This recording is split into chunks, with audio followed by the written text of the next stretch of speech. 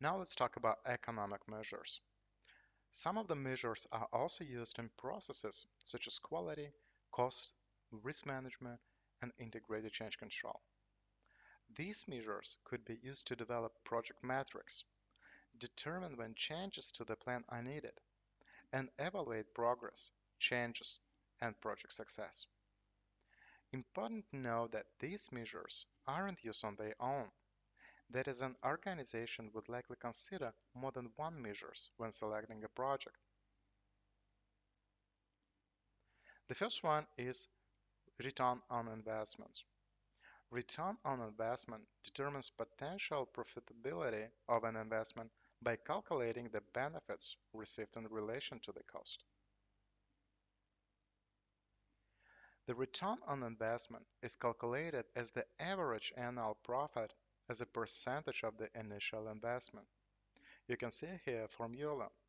And to calculate the return on investment, we need the total profit and the number of years to calculate the average annual profit. So we have an example. We have a project which costs us $300,000 and generates $90,000 profit over 3 years. So we know our investments, we know profit, we know period, and according to formula we can calculate it. So return on investment, we will have $30,000 multiplied by 100% and divided by $300,000. And we are getting result of 10%. So this gives a return on investment of 10%. But the return on investment method has some disadvantages. When comparing two projects, account must be taken of the relative risks for each project. All future incomes and savings are estimated and may be wrong. Another disadvantage is that the value of money in the future is less due to inflation and investment opportunities. And the last one is that the method uses the average annual profit, where cash flow may be more important. The next one is present value. Present value means the value today of future cash flows, and it can be calculated using a formula. So according to the formula, we have PV, which is present value, FV, which is future value, R is interest rate, and N is the number of time periods. For example, we have a question. Is the present value of $300,000 to be received 3 years from now with expected interest of rate of 10% more or less than $300,000? And according to calculations, we'll be getting result of $225,000. So it less. So you can put an amount of money in the bank and in 3 years you will have $300,000. Next, let's see what does net present value mean. Calculating the NPV or net present value of each proposed project provides a means for a company to compare a lot of projects and select the best one to initiate. So the net present value is the present value of the total benefits or revenue minus the cost over many time periods. If a net present value is positive, the investment is good choice. Actually, a project with the greatest NPV is typically selected. Let's say an example. I have two projects and I have to choose the best one to initiate. First project will take 3 years to complete and has an NPV of $50,000. The second will take 7 years and has an NPV of $130,000. Which one should I choose? Of course, the second one, because the number of years is not relevant, as that would have been taken into account in the calculation of the NPV or net present value. Internal rate of return is the next one. To better understand, let's think about bank account. You put money in the bank account and expect to get a return, for example, 1%. So you can think in project in the same way. If we have many projects in which we could invest, so we need to look on the returns of the different projects and then select the project with the highest return. However, calculating internal rate of return is complex and requires the aid of computer. But as for now, simply keep in mind that a project with the highest internal rate of return is better. The next one is payback period. Payback period simply means that the length of time it takes for a company to recover its investment in the project before accumulating profit. For example, you have two projects. The first one has a payback period of 12 months and another of 18 months. Which one we should feel selected? Of course, the first project. In other words, the project with the shortest payback period is best choice. But remember, the payback period is likely to be one of the several financial factors. In some cases, the best choice might be a project that has a longer payback period, but it offers instead other various advantages.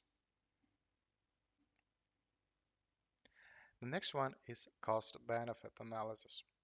Cost-benefit analysis compare expected cost of a project to the potential benefits it could bring the company. For project selection purpose, benefits are the same as revenue, but revenue is not the same as profit. So a benefit cost ratio of greater than 1 means the benefits are greater than costs. When a benefit cost ratio of less than 1 means that costs are greater than the benefit. And when the cost benefit ratio of 1 means cost and benefits are equal. In other words, all the expected benefits of a project are placed on one side of the balance and the costs that have to be incurred are placed on the other side. The cost-benefit analysis can be executed either using benefit-cost ratio or net present value. The formula for benefit-cost ratio can be derived by dividing the aggregate of the present value of all the expected benefits by an aggregate of the present value of all the associated costs, which is represented as a formula.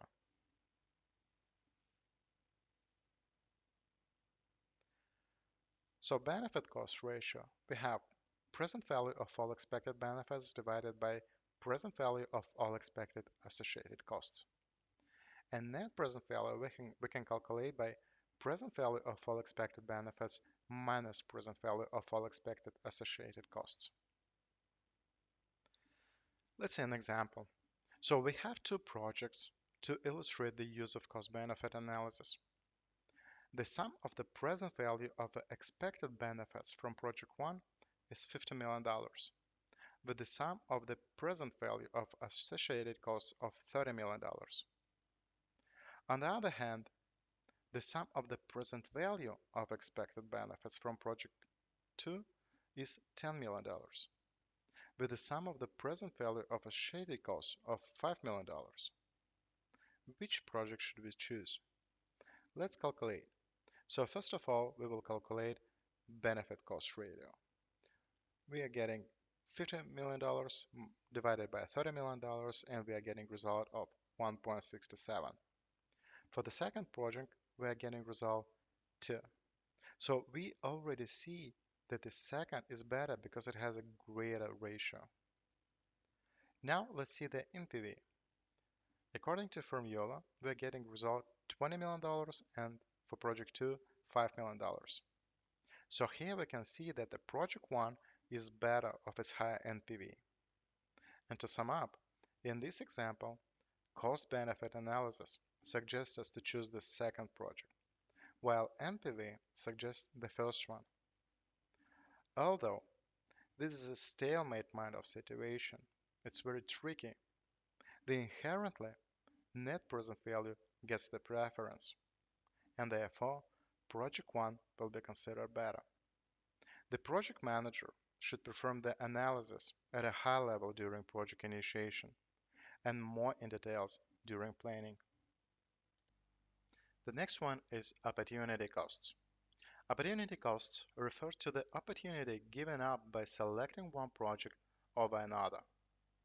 No need to perform calculations. Just remember, the opportunity costs is the value of the project not selected. For example, we have a project A with an NPV of $30,000, for example, and project B with an NPV of $60,000. So the opportunity cost of selecting project B will be $30,000. Value of the project not selected, therefore project A.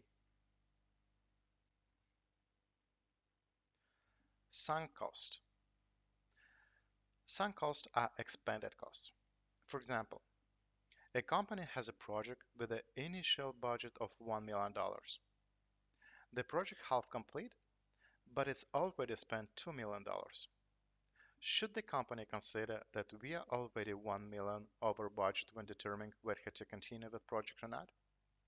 The answer is no, because the money spent is gone. Accounting standards say that sunk costs shouldn't be considered when deciding whether to continue with a troubled project or not. And the final one is law of diminishing returns. Actually, this law states that after a certain point, adding more input, for example, developers, will not produce a proportional increase in productivity, such as modules of code per hour. A single developer may produce at a rate of one module per hour. With the second, the two may produce at a rate of 1.75 modules per hour, or 0.75 increase. With a third developer, the group may produce at a rate of 2.25 modules per hour, or 0.5 increase. This disparity may be due to many factors, such as additional coordination is required as more developers are added to a project.